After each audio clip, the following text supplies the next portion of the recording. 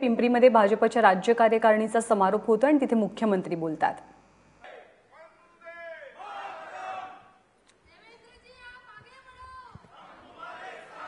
हा एक नारा सोडून सगळे नारे लावायचे। हिंदवी स्वराज्याचे सरसंस्थापक छत्रपती शिवाजी महाराज आणि क्रांतीचे महासूर्य भारतरत्न डॉक्टर बाबासाहेब आंबेडकर यांना स्मरून आज आपल्या या 2 दिवसीय कार्यकारिणीच्या समारोपीय सत्रामध्ये मंचावर उपस्थित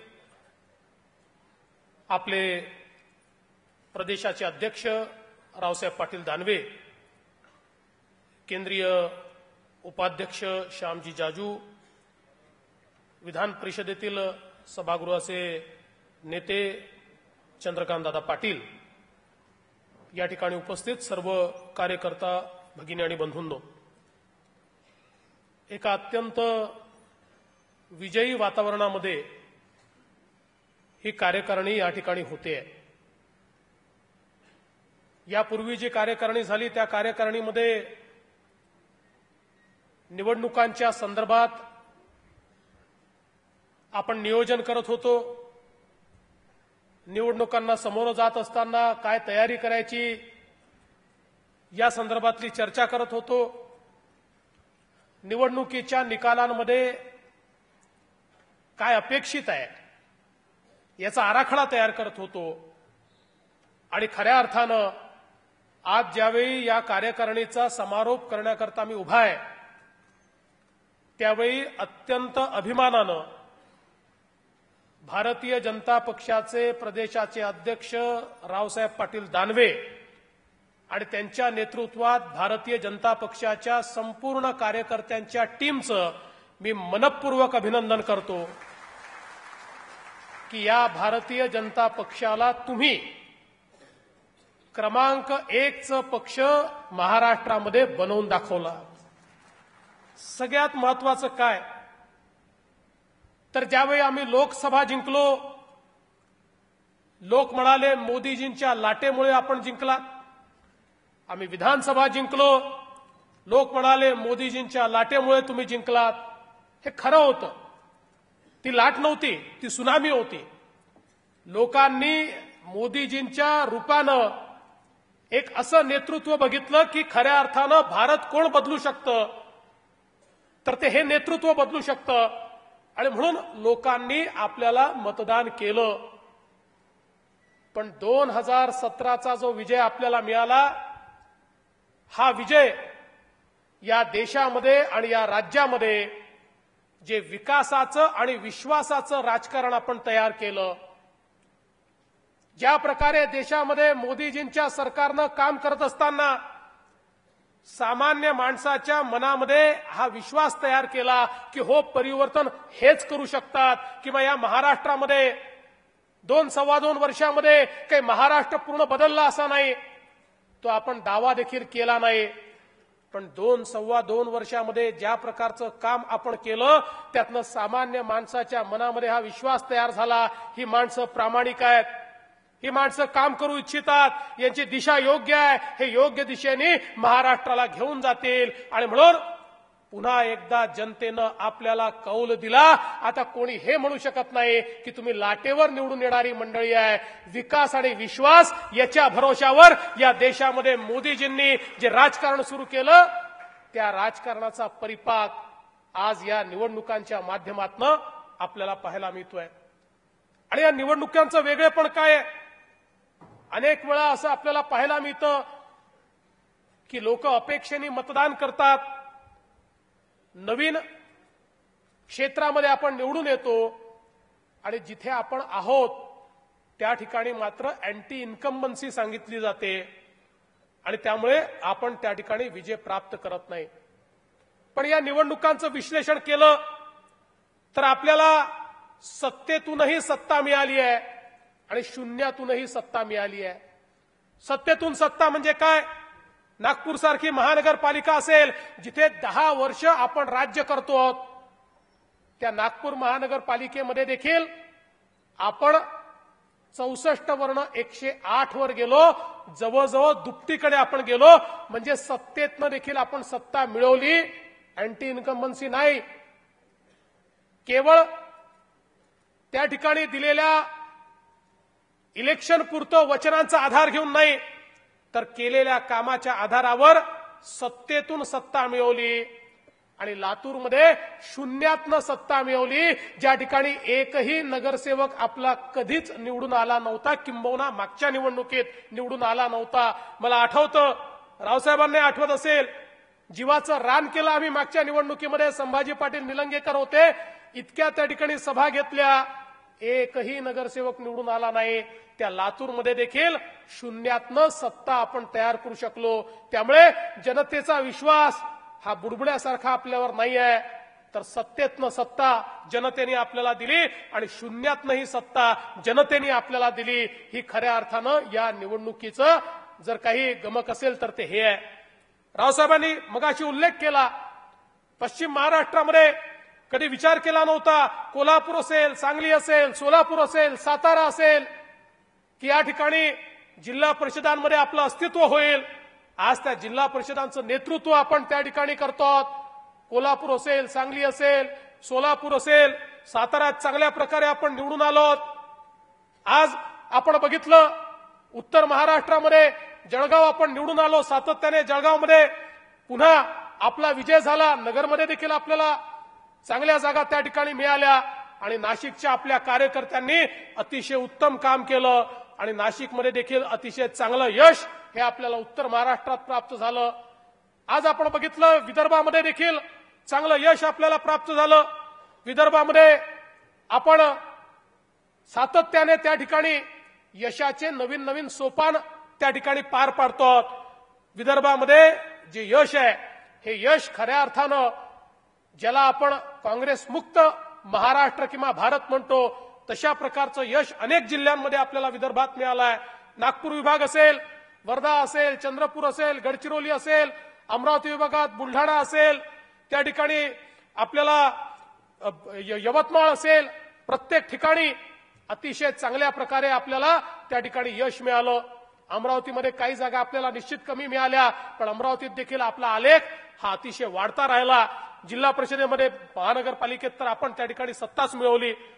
मराठवाड्यामध्ये खऱ्या अर्थानं आपण बघितलं तर त्या ठिकाणी इतकी आपल्या पक्षाची वाढ ही मोठ्या प्रमाणात झाली.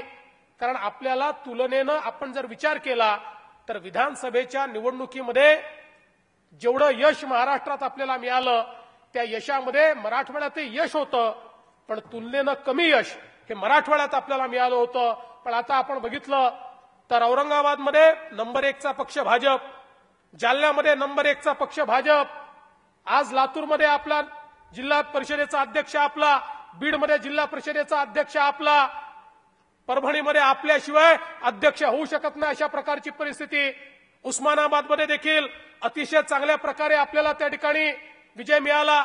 ठीक आहे, आपण सत्तेत येऊ शकलो नाही, पण शून्यातनं जी काही आज आपली त्या ठिकाणी मजल आपण केली, त्यातनं आपलं अस्तित्व तयार झालं आणि आपल्याशिवाय तिथेही राजकारण चालू शकत नाही ही परिस्थिती. आणि हिंगोलीमध्ये देखील अतिशय चांगल्या प्रकारे आपण 10 जागा त्या ठिकाणी मिळवल्या आणि अतिशय कमी फरकानं आपल्या जागा गेल्या. अन्यथा हिंगोली देखील आपल्याकडे आली असती. त्यामुळे अख्ख्या मराठवाड्यामध्ये भारतीय जनता पक्षाची जी वाढ आहे, ही प्रचंड मोठी वाढ आपल्याला त्या ठिकाणी पाहायला मिळाली. आज पालघर असेल, ठाणे असेल, रायगडमध्ये नगरपालिकांच्या निवडणुका असतील, हे खरं आहे की आपल्याला रत्नागिरीमध्ये अपेक्षित यश मिळू शकलं नाही. रत्नागिरीत आपण नगरपालिकेच्या निवडणुकीत नगरपालिका एक जिंकलो, पण जिल्हा परिषदेत आपल्याला यश मिळू शकलं नाही. पण सिंधुदुर्गमध्ये देखील आपल्या कार्यकर्त्यांनी मेहनत केली आणि मोठ्या प्रमाणात जागा त्याही ठिकाणी आपण निवडून आणल्या. ठीक आहे, आपण पूर्णपणे समाधानी नाही आहोत, पण मी विश्वासानं सांगतो की या निवडणुकीतनं एक गोष्ट स्थापित झाली की भारतीय जनता पक्ष हा महाराष्ट्र व्यापी पक्ष आहे. हा एका भागाचा प्रश्न नाही. इतर कुठलाही पक्ष, मी दाव्यानं सांगतो, इतर कुठलाही पक्ष, या महाराष्ट्रातला कुठलाही पक्ष बघा, आता सगळे पक्ष सेक्टोरल पक्ष झाले आहेत. पॅन महाराष्ट्रव्यापी एकही पक्ष या निवडणुकीमध्ये उरला नाही. एकच पक्ष महाराष्ट्रव्यापी झाला, तो म्हणजे भारतीय जनता पक्ष हा महाराष्ट्रव्यापी झाला. पण ही सगळी निवडणूक बघत असताना, हा सगळा विजय बघत असताना एका गोष्टीचं भान देखील आपल्याला ठेवलं पाहिजे की हा विश्वासाचा विजय आहे, हा विकासाचा विजय आहे. आणि जोपर्यंत हा विश्वास आणि विकास आपण कायम ठेवू तोपर्यंत जनता समाज आपल्या पाठीशी उभं राहील. आणि म्हणून आपण अनेक वेळा म्हणतो आम्हाला रामराज्य स्थापित करायचं आहे. रामराज्याची संकल्पना ही सर्वोत्तम संकल्पना मानली जाते. महात्मा गांधी देखील असं म्हणायचे की भारतामध्ये रामराज्याची स्थापना झाली पाहिजे. रामराज्य म्हणजे काय? ते न्यायाचं राज्य आहे, ते वंचितांचं राज्य आहे, ते गरिबांचं राज्य आहे, ज्या ठिकाणी कोणावरही अन्याय होत नाही, प्रत्येकाला न्याय मिळतो, ज्या ठिकाणी भ्रष्टाचार नाही आहे, अनाचार नाही आहे, दुराचार नाही आहे, अत्याचार नाही आहे, अशा प्रकारच्या राज्याची संकल्पना ही रामराज्याची संकल्पना आहे. आणि म्हणून अशाच प्रकारचं ध्येय ठेवून आम्हाला रामराज्य स्थापित करायचं असं आपण म्हणतो. पण रामराज्यापेक्षा देखील एक राज्य श्रेष्ठ होतं आणि रामचरित मानसामध्ये त्या राज्याचा उल्लेख करण्यात आला आहे की रामराज्यापेक्षा श्रेष्ठ राज्य कुठलं होतं, तर ते भरताचं राज्य होतं. भरताचं राज्य हे रामाच्या राज्यापेक्षा श्रेष्ठ मानलं आहे, कारण भरतानी 14 वर्ष राज्य केलं, पण 14ही वर्ष तो राजा म्हणून वावरला नाही. भरतानी 14 वर्ष राज्य केलं, ते विश्वस्त म्हणून राज्य केलं. हे माझं राज्य नाही आहे, या राज्याची जबाबदारी एक विश्वस्त म्हणून मला देण्यात आली आहे. हे राज्य चालवायचं आहे, ते जनतेचा प्रतिनिधी, रामाचा प्रतिनिधी म्हणून मला हे राज्य चालवायचं आहे. अशा विश्वस्त व्यवस्थेतनं 14 वर्ष चाललेलं भरताचं राज्य हे रामाच्या राज्यापेक्षा श्रेष्ठ राज्य मानलं गेलेलं आहे. आणि खऱ्या अर्थानं आपल्याला देखील जे राज्य चालवायचं आहे ते त्याच मानसिकतेतनं चालवायचं आहे. इथे राम कोण आहे? ही जनता राम आहे. रामाच्या भूमिकेत ही जनता आहे आणि त्या जनतेनं आपल्याला भरताच्या भूमिकेमध्ये हे राज्य चालवण्याची जबाबदारी दिली आहे. आणि म्हणून त्याच विश्वस्त भूमिकेतनं, त्याच ट्रस्टीशिपच्या भावनेतनं हे माझं नाही आहे, मी याचा मालक नाही आहे, तर हे मला जनतेनं चालवण्याकरता दिलेलं आहे. या भावनेतनं जोपर्यंत आपण राज्यकारभार चालवू तोपर्यंत आपल्याला विजयापासून कोणीच मागे ठेवू शकत नाही. आणि खऱ्या अर्थानं मोदीजींनी आज ज्या प्रकारचा भाव आणला, पहिल्या दिवशी त्यांनी सांगितलं मी मालक नाही आहे, मी सेवक आहे, मी पंतप्रधान किंवा प्रधानमंत्री नाही आहे, मी प्रधान सेवक आहे. आणि गेले 3 वर्ष त्याच भूमिकेतनं मोदीजी काम करताना आपल्याला दिसतात. हा जो विकास आणि विश्वास आपल्याला पाहायला मिळतो हा त्या भूमिकेचा विश्वास आहे. आणि म्हणून जोपर्यंत आपल्या नेत्यांकडनं आपण शिकणार नाही, प्रेरणा घेणार नाही, एखादं छोटंसं पद मिळवल्याबरोबर त्या पदाला मिरवायची जी सवय आपल्याला लागते, छोट्या छोट्या पदातनं जो अहंकार आपल्यामध्ये तयार होतो, छोट्या छोट्या पदातनं आपण खूप मोठे झाल्याची भावना आपल्यापर्यंत तयार होते. आणि ती भावना तयार झाल्यानंतर खऱ्या अर्थानं आपण जनतेपासनं, समाजापासनं तुटत जातो. एक नवीन पद्धती आता मोदीजींनी सुरू केली की आपण वेगळे नाही आहोत, आपण सेवक आहोत. ज्या काही सोयी सुविधा सवलती ज्या काही मिळत असतील त्या व्यवस्थेचा भाग आहे, व्यवस्थेचा भाग म्हणूनच त्या वापरा. पण त्या आम्ही जनतेपेक्षा वेगळे आहोत, आम्ही राजे आहोत, या व्हीआयपी कल्चरमध्ये जाऊन जर तुम्ही वापरणार असाल तर जी अवस्था जुन्या राज्यकर्त्यांची झाली, जी अवस्था काँग्रेस राष्ट्रवादीची झाली, ते मालक बनले, ते सेवक राहिले नाहीत, ते जनतेला आपला सेवक समजायला लागले आणि म्हणून जनतेनं त्याला नाकारलं. आणि म्हणून त्याच भावनेतनं आपण देखील काम केलं पाहिजे. हा खऱ्या अर्थानं आज या संपूर्ण विजयातनं आपल्याला शिकण्याची आवश्यकता आहे. आणि म्हणून ज्यावेळी जनतेपासून आपण तुटतो, ज्यावेळी जनता आपल्याला नाकारते, मोठे मोठे बुरुज हे त्या ठिकाणी ढासळताना आपल्याला दिसतात. मग ज्या पिंपरी चिंचवडमध्ये आपण आहोत, लोक म्हणायचे हा पवारांचा बुरुज आहे, पवारांचा बुरुज देखील ढासळला आणि त्या ठिकाणी भारतीय जनता पक्षाचं कमळ त्या ठिकाणी आपल्याला दिसलं. लोक म्हणायचे सोलापुरामध्ये मोहिते पाटलांचा बुरुज आहे, तो देखील त्या ठिकाणी ढासळला. कराडामध्ये पृथ्वीराज बाबा चव्हाणांचा आहे, तो देखील ढासळला. लोक म्हणायचे कोल्हापूरमध्ये काँग्रेसचा आहे, इकडे सांगलीमध्ये काँग्रेसचा आहे, ते बुरुज देखील त्या ठिकाणी ढासळले. लोक म्हणायचे इस्लामपूरमध्ये जयंत पाटलांचा बुरुज आहे, तो देखील त्या ठिकाणी ढासळला. जे नेते पतंगराव कदमांचा बुरुज आहे, तो देखील त्या ठिकाणी ढासळला.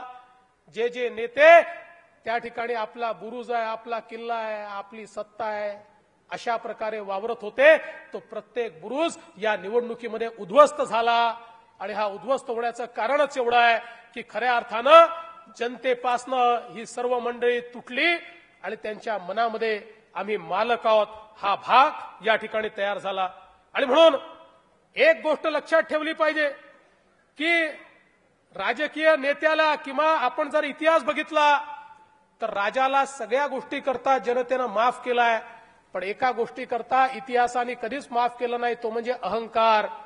ज्या वेळी जो राजा अहंकारी झाला, मग रावणापासून धनानंदापर्यंत आपण जर इतिहास बघितला तर जो ज्या वेळी अहंकारी झाला त्या प्रत्येकाचा अहंकार जनतेनं तोडण्याचं काम केलं आहे. आणि म्हणून या विजयातनं अहंकार निर्माण होऊ नये, या विजयातनं मालकीत्वाची भावना निर्माण होऊ नये, या विजयातनं नम्रतेची भावना निर्माण झाली पाहिजे, या विजयातनं जबाबदारीची भावना निर्माण झाली पाहिजे. एवढं प्रेम भरभरून जेव्हा जनता देते त्यावेळी रात्री आपल्याला झोप आली नाही पाहिजे. रात्रभर आपल्या मनामध्ये हाच विचार असला पाहिजे की जी जनता एवढं प्रेम देते आहे या प्रेमाचं उतराई कसं हो. जी सत्ता देते आहे त्या सत्तेचा उपयोग आम्ही समाजाच्या परिवर्तनाकरता कसं करू. आणि सगळ्यात महत्वाचं काय आहे, आपली भूमिका बदलली आहे. कालपर्यंत आपण सत्ता प्राप्तीचं उपकरण होतो. भारतीय जनता पक्षाचा कार्यकर्ता आपण हे सांगायचो सत्ता आमचं साध्य नाही आहे, ते आमचं साधन आहे, ते आमचं उपकरण आहे. आणि हा कार्यकर्ता या सत्ता प्राप्तीचं उपकरण होता. सत्ता परिवर्तनाकरता कार्यकर्ता काम करत होता. आता सत्ता परिवर्तनाकरता काम करायचं नाही आहे, आता उपकरणाचं कार्य बदललेलं आहे. आता सत्ता परिवर्तनाकरता नाही, आता समाज परिवर्तनाकरता आपल्याला काम करायचं आहे. आता भारतीय जनता पक्षाच्या कार्यकर्त्यावर, पदाधिकाऱ्यावर, मंत्र्यावर, आमदारावर, खासदारावर ऐतिहासिक जबाबदारी अशी येऊन पडली आहे की आता सत्ता परिवर्तनाचे उपकरण आपण नाही आहोत, समाज परिवर्तनाचे आपण उपकरण आहोत. आणि समाज परिवर्तनाची जी मोहीम या देशामध्ये माननीय मोदीजींनी सुरू केली, खरं म्हणजे आपण प्रत्येकाने आपल्याला सौभाग्यशाली समजलं पाहिजे की या समाज परिवर्तनाच्या मोहिमेमध्ये, या विकासाच्या यात्रेमध्ये, या शेवटच्या माणसाच्या विकासामध्ये, या अंत्योदयाच्या मोहिमेमध्ये एक सैनिक म्हणून आपल्याला काम करण्याची संधी मिळते आहे. बंधू भगिनींनो, प्रत्येक जी पिढी असते त्या पिढीला इतिहास लिहिण्याची एक संधी मिळते.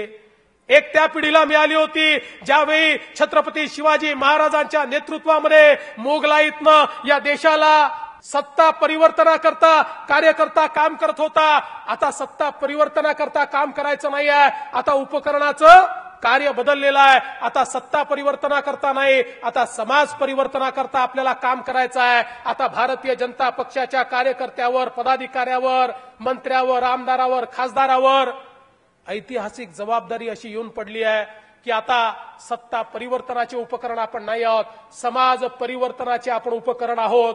आणि समाज परिवर्तनाची जी मोहीम या देशामध्ये माननीय मोदीजींनी सुरू केली, खरं म्हणजे आपण प्रत्येकाने आपल्याला सौभाग्यशाली समजलं पाहिजे की या समाज परिवर्तनाच्या मोहिमेमध्ये, या विकासाच्या यात्रेमध्ये, या शेवटच्या माणसाच्या विकासामध्ये, या अंत्योदयाच्या मोहिमेमध्ये एक सैनिक म्हणून आपल्याला काम करण्याची संधी मिळते आहे. बंधू भगिनींनो, प्रत्येक जी पिढी असते त्या पिढीला इतिहास लिहिण्याची एक संधी मिळते. एक त्या पिढीला मिळाली होती ज्यावेळी छत्रपती शिवाजी महाराजांच्या नेतृत्वामध्ये मोगलाईतनं या देशाला सोडवण्याकरता मोठ्या प्रमाणात संघर्ष झाला होता. त्या संघर्षाचा इतिहास आपण बघितला. ते भाग्य आपलं नाही आहे, तेवढे मोठे आपण नाही आहोत. एक ती पिढी होती की ज्या पिढीनं इंग्रजांच्या राज्यातनं या देशाला मुक्त करण्याकरता बलिदान दिलं. आजही त्या पिढीतला एखादा व्यक्ती जिवंत असेल तर तो अभिमानानं सांगतो की कशा प्रकारे या देशाला स्वातंत्र्य करण्याकरता आम्ही त्या ठिकाणी बलिदान केलं, संघर्ष केला. आणि त्याच्याकडे कौतुकानं आपण पाहतो, त्याच्याकडे आदरानं आपण पाहतो, आपला ऊर भरून येतो. हाच माणूस आहे की ज्या माणसाच्या पिढीनं आम्हाला स्वातंत्र्य दिलं. एक ती पिढी आहे की ज्या पिढीनं आणीबाणीच्या काळामध्ये ज्यावेळी या देशातले सगळे अधिकार, सगळे हक्क संपून गेले होते, ज्यावेळी या देशाची लोकशाही गुंडाळून ठेवण्यात आली होती, पहिल्यांदा या देशामध्ये तानाशाही आणण्याचा प्रयत्न स्वर्गीय श्रीमती इंदिराजी गांधी यांनी आणला होता. त्यावेळी खऱ्या अर्थानं आपलं घरदार सोडून 2 वर्ष कारावास भोगत या देशातली लोकशाही, डॉक्टर बाबासाहेब आंबेडकरांनी दिलेली लोकशाही परत आणण्याचं काम ज्या कार्यकर्त्यांनी केलं, ती एक पिढी होती की ज्या पिढीला एक इतिहास लिहिण्याची संधी प्राप्त झाली होती. आज बंधू भगिनींनो, आपल्याला देखील इतिहास लिहिण्याची संधी प्राप्त झाली आहे. कारण या देशामध्ये परिवर्तनाची अशी एक व्यवस्था माननीय मोदीजींनी उभी केली आहे. मला कधी कधी असं वाटायचं की विकसित भारत कदाचित माझी पिढी पाहू शकणार नाही. मी पूर्वी भाषण करायचो त्यावेळी समोर बसलेल्या युवा पिढीला म्हणायचो, अरे माझी पिढी विकसित भारत पाहू शकेल की नाही मला माहित नाही, पण तुमची पिढी नक्कीच पाहणार आहे.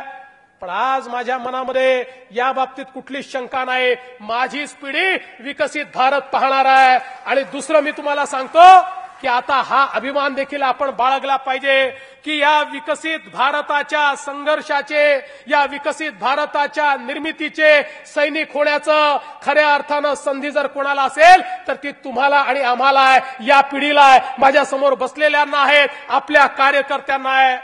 आणि म्हणून पहिल्यांदा हा अभिमान बाळगा की एका अशा कालखंडामध्ये आपण राजकीय व्यवस्थेमध्ये जन्माला आलो आहे, जी राजकीय व्यवस्था पुढचे 100, 200, 300 वर्ष या देशाच्या इतिहासामध्ये अमर होणार आहे. जी राजकीय व्यवस्था या देशाचा नवीन इतिहास लिहिणार आहे. जी राजकीय व्यवस्था इतके वर्ष आम्ही म्हणायचो आमचा देश विश्वगुरू झाला पाहिजे, आमचा देश समृद्ध झाला पाहिजे, आमचा देश जगाला मार्गदर्शन करणारा झाला पाहिजे. आज त्या दिशेनं देशाला नेण्याचं जे रोपण करायचं आहे, त्या दिशेनं नेण्याकरता ज्या प्रकारचं पायवा तयार करायचा आहे, तो पायवा तयार करणारी राजकीय व्यवस्था ही खऱ्या अर्थानं मोदीजींनी सुरू केली आहे.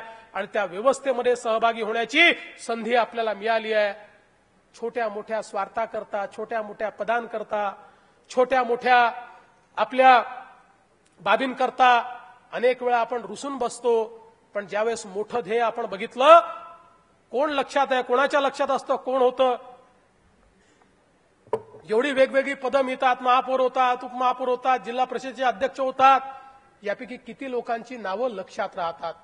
लक्षात राहतं ते कर्तृत्व, लक्षात राहते ती पिढी, जी पिढी, ते सैनिक, जे सैनिक लढले होते.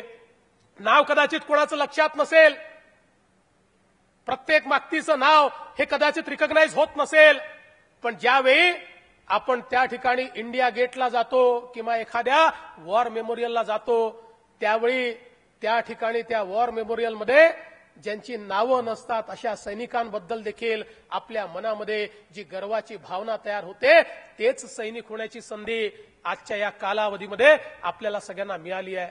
आणि म्हणून आता विजयाची मालिका ही थांबणार नाहीये, ही सुरू झाली आहे, ही पुढेच जाणार आहे. पण या विजयानं उन्मत्त न होता, या विजयाचा अहंकार न करता आपण आता समाज परिवर्तनाचे उपकरण झालो आहे. समाज परिवर्तनाची ऐतिहासिक जबाबदारी ही आपल्याला मिळालेली आहे. त्यामुळे पारदर्शी प्रामाणिकतेनं काम करून समाजातलं परिवर्तन घडवायचं आहे, या मानसिकतेमध्ये आपण आलो पाहिजे. आणि मी कार्यकर्त्यांना, पदाधिकाऱ्यांना या निमित्ताने हे देखील सांगतो, पक्ष कोणामुळेच थांबत नाही. केवळ माझ्या भरोश्यावर पक्ष आहे अशा परिस्थितीत कोणीच वावरण्याचं कारण नाही. ज्यावेळी आपल्याकडे सत्ता नसते त्यावेळी आपण अनेक वेळा काही कॉम्प्रोमाइजेस करतो, पण ज्यावेळेस जनतेनं भरभरून सत्ता दिली आहे त्यावेळी मात्र कॉम्प्रोमाइज करण्याचं कारण नाहीये. महानगरपालिका असेल, जिल्हा परिषद असेल, या ठिकाणी जर पारदर्शी प्रामाणिकतेचं वर्तन झालं नाही तर सत्ता तिथली गेली तरी चालेल, पण त्या लोकांना त्या ठिकाणी पदावर आम्ही राहू देणार नाही. हे देखील आपण या ठिकाणी समजून घेतलं पाहिजे. एक काळ असा होता, महानगरपालिकेच्या स्टँडिंग कमिटीमध्ये जाण्याकरता अनेक लोक उत्सुक असायचे, कारण त्या ठिकाणी स्टँडिंग कमिटीमध्ये अंडरस्टँडिंग जास्त व्हायचं, स्टँडिंग व्हायचं नाही. पण आम्हाला अशी व्यवस्था तयार करायची आहे की कोणाला इंटरेस्टच असणार नाही. ज्याला काम करायला इंटरेस्ट आहे तो स्टँडिंग मध्ये जातो म्हणेल, ज्याला अन्य इंटरेस्ट आहे तो म्हणेल या स्टँडिंग कमिटीमध्ये गेल्यानंतर काम करावं लागतं, राहू द्या, मला पाठवू नका. अशा प्रकारची व्यवस्था आम्हाला कायम करायची आहे. आणि म्हणून सगळ्या प्रमुखांना, मग आमचे आमदार असतील, खासदार असतील, जिल्हाध्यक्ष असतील, जिथे जिथे सत्ता आली आहे पारदर्शी प्रामाणिकतेशी कुठलंही कॉम्प्रोमाइज हे सहन करण्याचं कारण नाही. आपल्याला समाजामध्ये या ठिकाणी समर्थन मिळत आहे ते या पारदर्शी प्रामाणिकतेनं समर्थन मिळत आहे आणि म्हणून त्या संदर्भातला कुठलाही कॉम्प्रोमाइज करण्याचं कारण नाही हे आपण सगळ्यांनी लक्षात ठेवलं पाहिजे.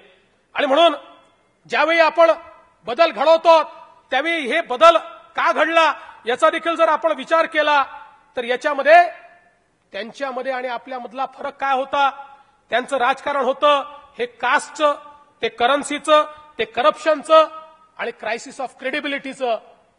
त्यांचं राजकारण होतं हे जातीचं, पैशाचं, भ्रष्टाचाराचं आणि विश्वासार्हतेच्या संकटाचं. ह्या 4 सीचं राजकारण त्यांचं होतं.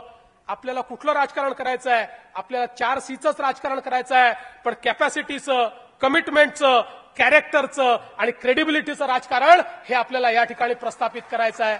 आणि म्हणून हे जोपर्यंत भाषणात नाही, हे जोपर्यंत आपल्या कृतीमध्ये दिसणार नाही तोपर्यंत जनता आपल्यावर विश्वास ठेवणार नाही. जनतेचा विश्वास संपादित करणं हे सोपं आहे पण तो कायम ठेवणं हे फार कठीण आहे. आणि म्हणून हे लक्षात ठेवा, आता जो विश्वास मिळतोय हा जर कायम ठेवायचा असेल तर कार्यपद्धतीमध्ये बदल करावा लागेल, विचार पद्धतीमध्ये बदल करावा लागेल. जी मूल्य आपण सांगतो ती जीवनामध्ये अंगीकारावी लागतील. भाषणाच्या पलीकडे कृतीमध्ये ती आपल्याला आणावी लागतील. छत्रपती शिवाजी महाराजांचं आपण सगळे नाव घेतो. त्यांचा एक पत्र आहे. हे पत्र 28 जानेवारी 1646 ला त्यांनी लिहिलेलं आहे आणि या पत्रामध्ये ते म्हणतात, शिवगंगेच्या खोऱ्यातील खेडेबारी भागातील रांजेगावचा मुकादम बदअमल केला म्हणून हातपाय कलम करा. आणि छत्रपती शिवाजी महाराज त्याच्या पुढे असं म्हणतात की आपले राज्यही जर मोगलाई सारखे चालले तर आपल्याला लोक का विश्वास ठेवतील आणि म्हणून मोगलाई सारखं आपलं राज्य चालू नये. अशा प्रकारे शिवाजी महाराजांनी पत्र लिहिलेलं आहे. आपलं राज्य चालवत असताना महापालिका असो, जिल्हा परिषदा असो किंवा राज्यातलं सरकार असो, काँग्रेस राष्ट्रवादी सारखंच जर आपलं सरकार चाललं, तशाच पद्धती राहिल्या तर लोक आपल्यावर का विश्वास ठेवतील. म्हणून छत्रपती शिवाजी महाराजांनी जो संदेश दिला की आपल्याला स्वराज्य दिलाय ते मोगलाईतनं लोकांना बाहेर काढण्याकरता आणि आता आपल्याला जो विजय दिलाय तो यांनी जी मोगलाई लावली होती त्या मोगलाईला कंटाळून समाजानं आपल्याला विजय दिलेला आहे. आणि म्हणून छत्रपतींचा संदेश जोपर्यंत आपण आपल्या कृतीमध्ये आणणार नाही तोपर्यंत लोकांचा विश्वास आपण प्राप्त करू शकणार नाही. आज खऱ्या अर्थानं बघा संघर्ष यात्रा निघाली. खरं म्हणजे मी तर असं त्या दिवशी देखील म्हणालो की केवळ नाव दिल्याने यात्रा संघर्षाची होत नाही, मनातनं संघर्ष करावा लागतो. संघर्ष यात्रा काढली होती आमच्या गोपीनाथराव मुंडेंनी. खऱ्या अर्थानं सत्तेशी संघर्ष करत त्या काळामध्ये परिवर्तन करून दाखवलं होतं. ज्यांना जनतेशी काही घेणं देणं नाही आहे, या संघर्ष यात्रेचा मला एकच आनंद आहे, किमान 18 वर्षानंतर तरी या लोकांना जमिनीवर यावं लागलं, एवढाच मला या संघर्ष यात्रेचा आनंद आहे. 18 वर्ष ज्यांनी केवळ व्हीआयपी कल्चरमध्ये काम केलं आणि समाजामध्ये कधीच गेले नाही, आज या संघर्ष यात्रेच्या निमित्ताने का होईना 17-18 वर्षानंतर यांना समाजामध्ये जाण्याची उपरती झाली. याबद्दल मी आनंद व्यक्त करतो. पण या संघर्ष यात्रेला कुठेही समर्थन मिळालं नाही. आपल्याला माहिती आहे, आपण सगळ्यांनी बघितलं त्या ठिकाणी त्यांच्या ज्या सभा झाल्या, अनेक मला नेते जे संघर्ष यात्रेत सामील होते अधूनमधून माझ्याकडे यायचे, अधूनमधून कुठेतरी भेटायचे.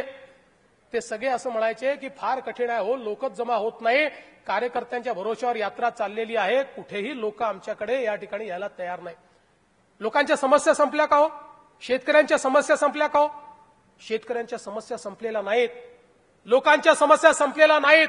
पण संघर्ष यात्रेला त्या ठिकाणी का लोक रिस्पॉन्स देत नाही? कारण लोकांना माहिती आहे, शेतकऱ्यांना माहिती आहे, आमची जर आज अशी अवस्था असेल तर ती अवस्था करणारे हेच संघर्ष यात्रेतले नेते आहेत. यांच्या भ्रष्टाचारामुळे, अनाचारामुळे, दुराचारामुळे आज अशा प्रकारची अवस्था आहे. आज यांनीच खऱ्या अर्थानं आमच्या हिस्स्याचं सगळं खाऊन टाकलं म्हणून आम्हाला या अवस्थेमध्ये जावं लागतंय. यांनी जर भ्रष्टाचार केला नसता, शेतीचं क्षेत्र असेल, सिंचनाचं क्षेत्र असेल, उद्योगाचं क्षेत्र असेल, प्रत्येक क्षेत्रामध्ये यांचे हात भ्रष्टाचारानं बरबटलेले आहेत. आणि म्हणून खऱ्या अर्थानं शेतकऱ्याची अवस्था जर वाईट असेल तर त्याला जे जबाबदार लोक आहेत तेच संघर्ष यात्रा काढतायत. मला तर कधी कधी आश्चर्य वाटतं, माणसं इतकी निर्लज्जासारखी कशी बोलू शकतात. अरे 15 वर्ष तुम्ही या शेतकऱ्यांना अशा अवस्थेमध्ये टाकलं, त्यांच्या हिश्श्याचे पैसे खाऊन टाकले, त्यांच्या सिंचनामध्ये भ्रष्टाचार केला, त्यांना देणाऱ्या वस्तू या तुमच्या घरामध्ये नेल्या. अरे पंतप्रधानांचं पॅकेज आलं ते तुमच्या आमदार खासदारांनी वाटून खाल्लं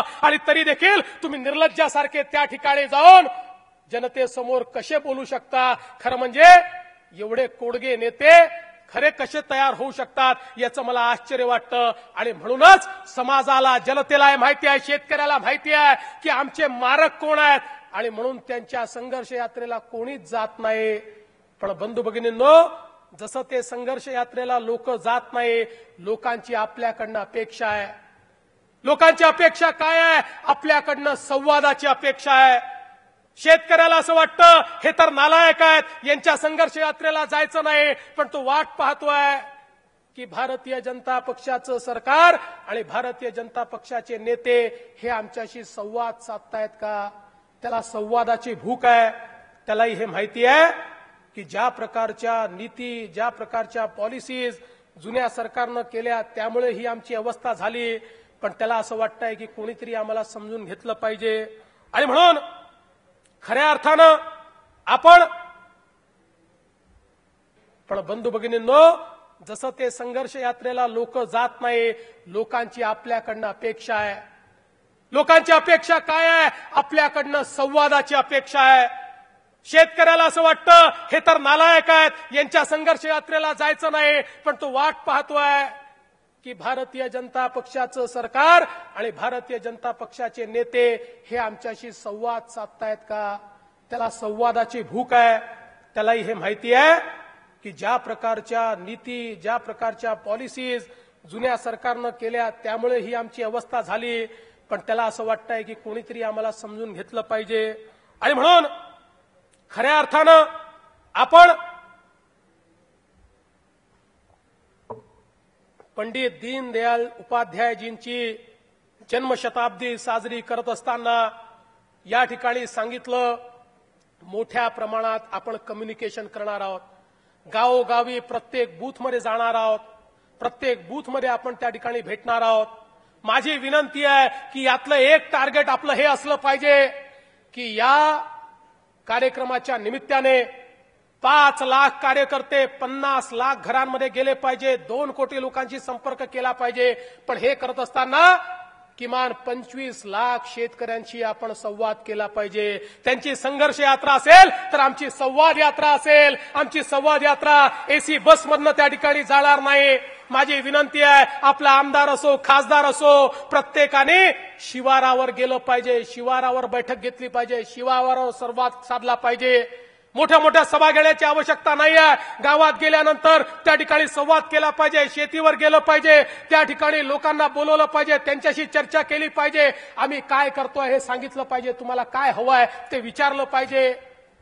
खऱ्या अर्थानं आपण इतक्या गोष्टी शेतकऱ्यांकरता करतो, त्या त्यांच्यापर्यंत जर पोहोचवल्या तर शेतीच्या क्षेत्रात मोठं परिवर्तन होईल आणि शेतकरी नैराश्यातनं दूर होईल.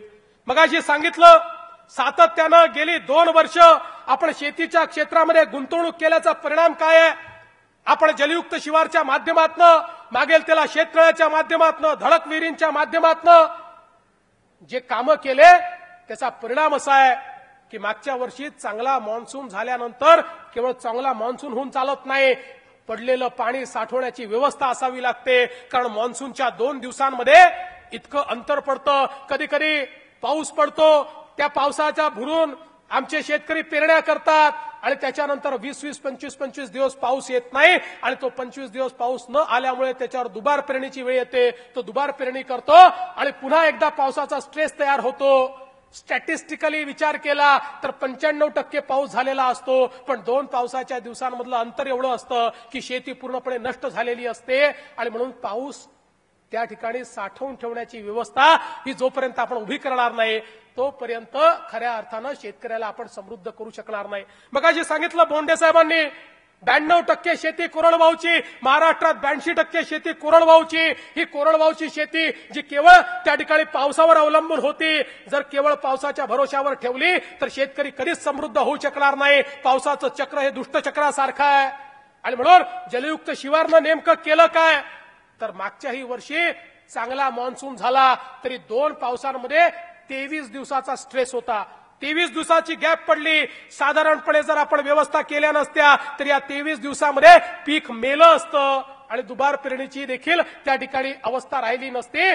पण जलयुक्त शिवारमुळे मोठ्या प्रमाणात विहिरींना पातळी होती. जलयुक्त शिवारमुळे नदी नाल्यामध्ये पाणी होतं, वॉटर स्ट्रक्चर्समध्ये पाणी होतं, शेततळ्यांमध्ये पाणी होतं. आणि म्हणून ॲश्युअर्ड इरिगेशन, शाश्वत सिंचन आमचा शेतकरी या 23 दिवसाच्या काळामध्ये करू शकला. आणि त्याचा परिणाम काय आहे तर सातत्याने निगेटिव्ह ग्रोथ रेट मध्ये असलेली आपली शेती ही 12.5% पॉझिटिव्ह ग्रोथ रेटमध्ये गेली. आणि 12.5% पॉझिटिव्ह ग्रोथ रेटचा अर्थ काय आहे तर आमच्या शेतकऱ्यांना किती जास्त पैसा मिळाला हे क्वांटिफाय केलं तर 40,000 कोटी रुपये शेतकऱ्यांना मागच्या अनेक वर्षांपेक्षा जास्त यावर्षी मिळाले. हे खऱ्या अर्थानं आपल्या सरकारचं काम आहे. आणि म्हणून मोठ्या प्रमाणात हा संवाद साधला पाहिजे. आज वेगवेगळ्या योजना ज्या आपण तयार केलेल्या आहेत या योजनांच्या माध्यमातून गटशेतीचा विचार असेल. आपण सांगितलं 20 शेतकरी आणि 100 एकर जमीन हे जर एकत्रित आले तर त्याला राज्यातल्या सगळ्या योजना आम्ही देऊ. जेवढ्या योजना राज्याच्या चालल्यात त्या सगळ्या योजना त्या ठिकाणी देऊ. त्याची उत्पादकता वाढेल, त्याला शेतीमधनं मोठ्या प्रमाणात नफा मिळेल. एक मॉडेल आपण 25 एकरचं केलंय, एक 100 एकरचं केलंय की ज्या माध्यमातून मोठ्या प्रमाणात यांत्रिकी त्याच्यापर्यंत पोहोचू शकेल अशा प्रकारची व्यवस्था आपण उभी केली आहे.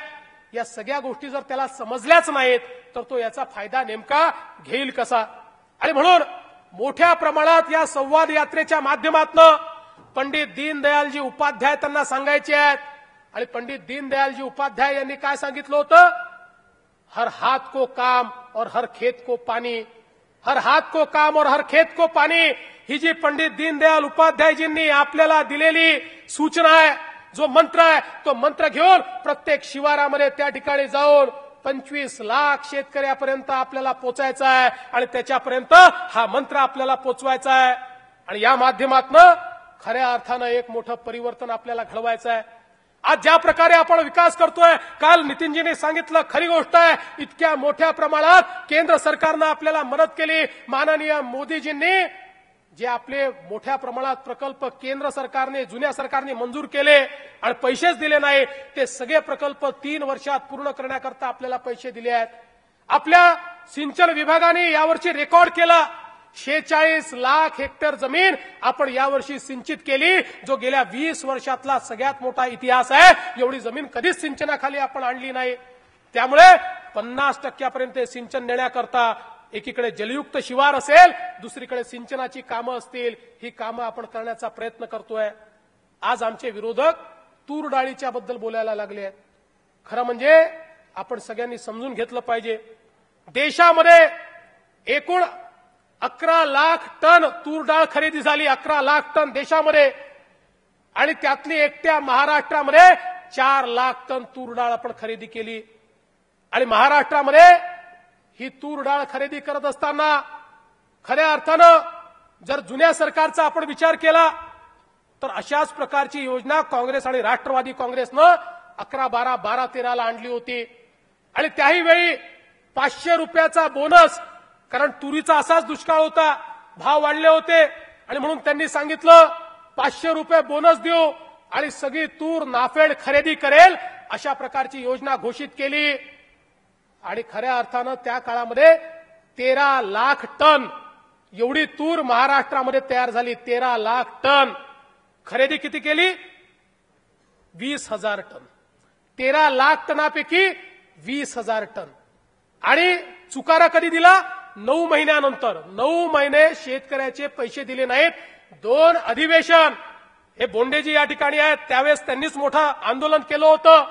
2 अधिवेशन आम्ही अधिवेशन चालू दिलं नाही, तेव्हा त्या ठिकाणी मार्चचे पैसे डिसेंबरमध्ये देण्याचं काम त्या काळच्या सरकारनं आणि पुढच्या मार्चला देण्याचं काम हे त्या काँग्रेस राष्ट्रवादीच्या सरकारनं केलं होतं. आता तूर झाली किती? तूर झाली 20 लाख टन. आतापर्यंत खरेदी केली 4 लाख टन. आणि आता जेवढी सेंटरवर आली ती सगळी तूर खरेदी करण्याचा निर्णय हा राज्य सरकारने या ठिकाणी घेतला. आणि मी आपल्याला आठवण करून देतो, त्या काळामध्ये 15 मार्चला त्यांनी सेंटर बंद करून टाकलं. 15 मार्च नंतर एकही दिवसाचं आम्ही त्या ठिकाणी एक्सटेन्शन देणार नाही सांगितलं. आपलंही 15 मार्च ही तारीख होती. 15 मार्च तारीख का होती? साधारण कापड्या झाल्यानंतर एका निश्चित कालावधीमध्ये जर शेतकऱ्याची तूर सेंटरवर आली नाही तर ती व्यापाऱ्याकडे जाते आणि व्यापारी मग ती त्या ठिकाणी आणतो आणि सगळा बोनस हा व्यापारी घेऊन जातो. आणि म्हणून आपणही 15 मार्च हीच तारीख दिली होती. पुन्हा मागणी झाली, केंद्र सरकारशी बोललो, 30 मार्च केली, पुन्हा मागणी झाली, 15 एप्रिल केली, पुन्हा मागणी केली, 22 एप्रिल केली. 22 एप्रिल पर्यंत जेवढी तूर सेंटरवर आली आहे, ज्याचं रजिस्ट्रेशन झालंय, त्यातला दाणा विकत घेण्याचा शब्द या ठिकाणी राज्य सरकारने दिलाय. 1000 कोटी रुपये त्याकरता दिले आहे. त्याचा GR देखील काढलाय, त्याचं काम देखील आम्ही सुरू केलंय. पण हे होत असताना एक गोष्ट निश्चितपणे सांगितली की शेतकऱ्याच्या नावानं व्यापारी जर तूर देणार असेल तर खपवून घेतलं जाणार नाही. आणि म्हणून एकीकडे शेतकऱ्याचा दाणा त्या ठिकाणी विकत घेतो, पण त्यासोबत ही देखील त्या ठिकाणी शहानिशा छानबीन केली जाईल, तपास केला जाईल की शेतकऱ्याच्या नावानं व्यापाऱ्यांनी दिले आहेत का. आणि जर व्यापाऱ्यांनी शेतकऱ्याच्या नावानं त्या ठिकाणी बोनस खाल्ला असेल तर त्याला त्या ठिकाणी जेरबंद करणं, त्याच्यावर फौजदारी गुन्हा करणं, याकरता देखील राज्य सरकार मागे पुढे पाहणार नाही. आणि म्हणून शेतकऱ्याच्या पाठीशी आम्हीच उभं राहिलो.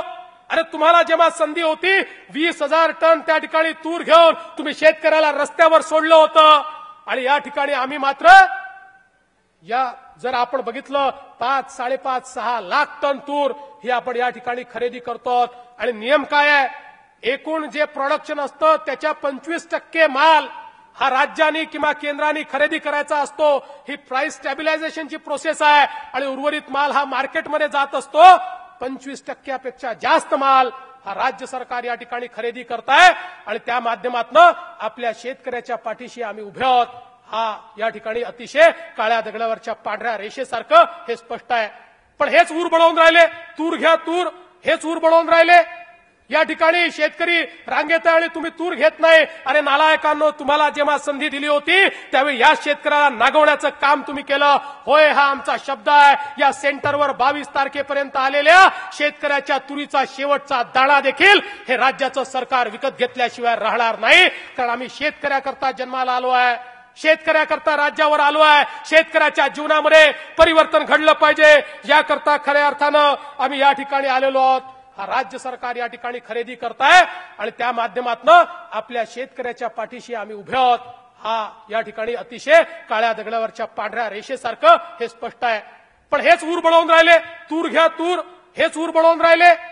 या ठिकाणी शेतकरी रांगेत आहे आणि तुम्ही तूर घेत नाही. अरे नालायकांनो, तुम्हाला जेव्हा संधी दिली होती त्यावेळी या शेतकऱ्याला नागवण्याचं काम तुम्ही केलं. होय, हा आमचा शब्द आहे. या सेंटरवर 22 तारखेपर्यंत आलेल्या शेतकऱ्याच्या तुरीचा शेवटचा दाणा देखील हे राज्याचं सरकार विकत घेतल्याशिवाय राहणार नाही. कारण आम्ही शेतकऱ्याकरता जन्माला आलो आहे, शेतकऱ्याकरता राज्यावर आलो आहे. शेतकऱ्याच्या जीवनामध्ये परिवर्तन घडलं पाहिजे, याकरता खऱ्या अर्थानं आम्ही या ठिकाणी आलेलो आहोत. आणि म्हणून माझी विनंती आहे, पंडित दीनदयाल उपाध्यायजींच्या जयंतीच्या निमित्ताने हा जो कार्यक्रम या ठिकाणी हातात घेतला आहे, एकही भाजपचा कार्यकर्ता 15 दिवसामध्ये घरी राहणार नाही.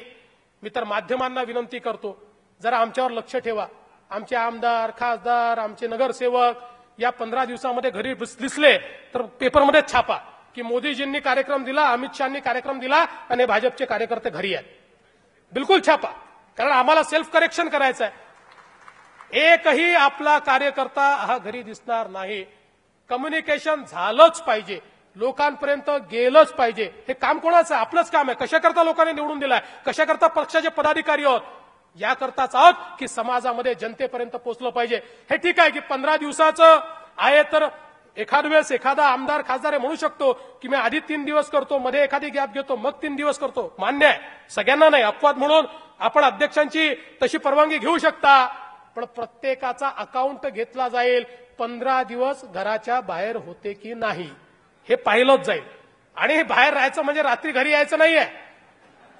जिथे गेलं तिथे रात्री थांबायचं आहे, त्या जिल्ह्यात तरी किमान थांबायचं आहे. आणि म्हणून ही योजना यशस्वी झालीच पाहिजे. आणि आता आपल्याकडे आपले जे राष्ट्रीय अध्यक्ष आहेत यांची इतकी बारीक नजर असते की ते ज्यावेळेस आपल्या राज्यामध्ये येतील तोपर्यंत शेवटच्या कार्यकर्त्याचा अकाउंट देखील त्यांच्यापर्यंत असेल की हा कुठे गेला, किती दिवस होता, नेमकं काय केलं. कारण काही लोक हुशार असतात.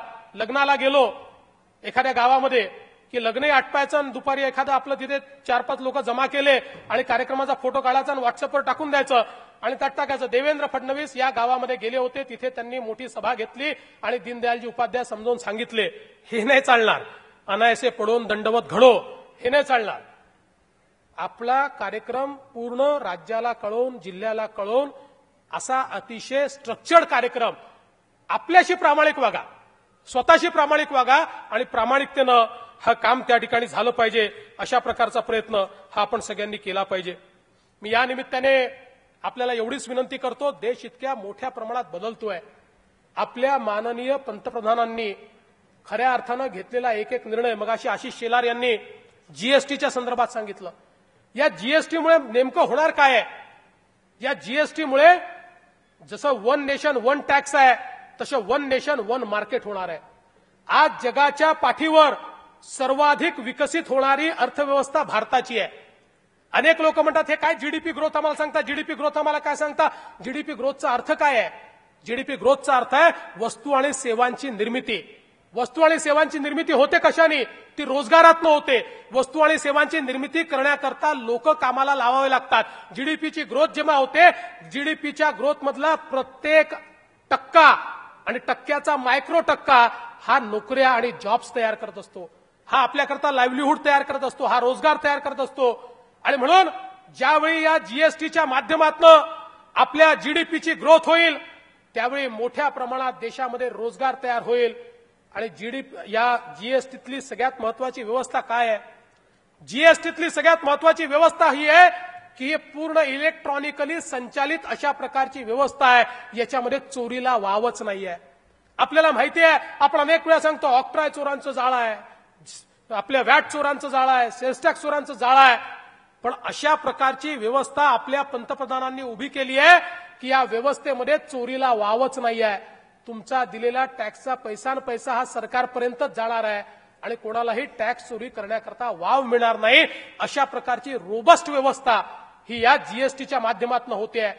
आणि आपल्याला अनेक वेळा आपण 10%, 12%, 12.5% व्हॅट देतो. आपल्याला वाटतं तेवढंच आपल्यावर टॅक्स आहे, पण टॅक्सच्या कॅस्केडिंग इफेक्टनी आपण किती टॅक्स देतो माहितीये? 40% आपण टॅक्स देतो. टॅक्सवर टॅक्स, टॅक्सवर टॅक्स, टॅक्सवर टॅक्स. आता या जीएसटीमुळे जास्तीत जास्त जो टॅक्स आपल्याला द्यायचा आहे अजून ठरायचा आहे, पण जी काही माझी माहिती आहे त्यानुसार 28% आपल्याला 3 कमोडिटीज त्यातनं बाहेर काढल्या आहेत, पेट्रोल, डिझेल वगैरे. बाकी सगळ्या गोष्टींवर 28% ही त्याच्यावरची अंतिम मार्जिन राहणार आहे. टॅक्सवर टॅक्स लागणार नाही. त्याचा परिणाम काय होईल? आज ही जी भाववाढ, कृत्रिम भाववाढ आपल्याला पाहायला मिळते, ही कृत्रिम भाववाढ देखील यापुढे होणार नाही. त्यातनं मोठ्या प्रमाणात भाव देखील रॅशनलाइज होतील आणि काही प्रमाणात ते कमी होतील. हे देखील या जीएसटीच्या माध्यमातून होणार आहे. आणि म्हणून देशामध्ये इतक्या अर्थमंत्र्यांना, मुख्यमंत्र्यांना एकत्रित करून त्यांच्यामध्ये कन्सेन्सस घडवून देशाला पुढे नेण्याचं जे काम माननीय मोदीजींनी या जीएसटीच्या माध्यमातून केलं आहे, खऱ्या अर्थानं मला असं वाटतं या देशाच्या इतिहासातलं बहुमोल अशा प्रकारचं काम आणि देशाला आर्थिक महासत्तेकडे नेण्याचं काम हे मोदीजींनी केलं आहे. आणि दुसरं, भीम ऍप जो मोदीजींनी तयार केला, या भीम ऍपचं दुसरं व्हर्जन हे नागपूरला त्यांनी लॉन्च केलं. हे दुसरं व्हर्जन काय आहे? हा भीम आधार ऍप आहे. भीम आधार ऍप. भीम आधार ऍप म्हणजे काय आहे? भीम आधार ऍप म्हणजे आपल्याकडे प्रत्येकाकडे आधार कार्ड आहे. या आपल्या आधार कार्डाचं सीडिंग हे आपल्या बँक अकाउंटशी आपण केलं म्हणजे आपल्या बँकेला कळवलं हा माझा आधार नंबर आहे आणि आपले बायोमेट्रिक्स हे जर सीड त्या ठिकाणी केले तर त्याच्यानंतर क्रेडिट कार्ड, डेबिट कार्ड कशाची आवश्यकता नाही आहे. आपला अंगठा हीच आपली बँक आहे. आपला अंगठा हेच आपलं बँक अकाउंट आहे. सगळे जे मर्चंट्स आहेत त्यांच्याकडे एक छोटंसं त्या ठिकाणी डिव्हाइस असणार आहे की ज्याच्याकडे गेल्यानंतर तुम्ही कुठली गोष्ट खरेदी केली की खरेदी केल्यानंतर पेमेंट करण्याकरता खिशात हात घालायचा नाही, केवळ आपला अंगठा लावायचा. पूर्वी अंगठेबहाद्दर म्हणायचो, पण आता अंगठाच महत्वाचा झालाय. आपला अंगठा लावल्याबरोबर आपल्या बँकेची सगळी माहिती त्याच्यावर येणार आहे. किती पैसे त्याच्यात टाकायचे तेवढे आपले फीड केले. आपला अंगठा असल्यामुळे दुसऱ्याला चोरीच करता येणार नाही. त्यामुळे आपल्या अंगठ्याने तेवढे पैसे टाकले की आपल्या बँकेच्या अकाउंटमधनं तो जो त्या ठिकाणचा मर्चंट आहे, जो व्यापारी आहे, त्याच्या अकाउंटमध्ये ते पैसे ट्रान्सफर होतील. बँकेत जाण्याची आवश्यकता नाही, डेबिट कार्डची आवश्यकता नाही, क्रेडिट कार्डची आवश्यकता नाही आणि चोरीचा कुठेही स्कोप नाही. पाकिटमारी झाली अशा प्रकारची अवस्था नाही.